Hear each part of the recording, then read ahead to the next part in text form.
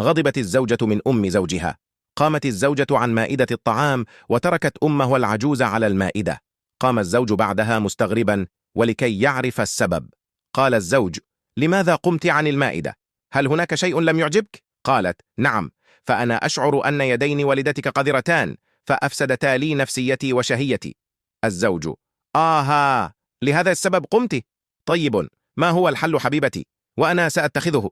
الزوجة: أن تعطيها مائدة لوحدها فتأكل، لأني بعد اليوم لن أجتمع معها في مائدة واحدة. الزوج: لا لا لا حبيبتي، من بعد اليوم سيكون لها مائدة لوحدها، أعدك بذلك، ولكن يبدو أنك تتضايقين بوجودها عندنا، أليس كذلك؟ أم أن المسألة فقط يداها التي تتضايقين منها؟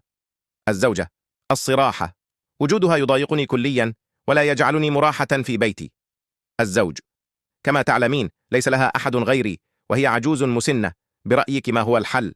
الزوجة: الحل موجود، دار المسنين، اذهب بها إلى هناك، ولكن اهتم بها واسأل عنها، وانتهت المشكلة، علما أنه إن لم تفعل ذلك سوف أذهب إلى بيت أهلي ولن أعود. الزوج: حسنا حبيبتي، ولا يهمك، أهم شيء سعادتك، وسأذهب بها إلى دار المسنين كما أخبرتني، ففكرتك حلوة ونالت إعجابي. وابتسم لها ثم قال: ولكن باعتقادك لماذا والدك اتصل بي؟ يريد حضورنا جميعا عنده في المنزل؟ الزوجة: لأني قلت له أن يتصل بك. الزوج: لأجل ماذا حبيبتي؟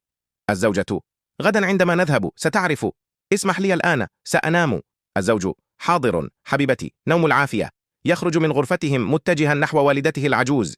الأم: ماذا يا ابني؟ هل زوجتك مريضة لحتى لم تأكل؟ الابن: نعم يا أمي، إنها مريضة.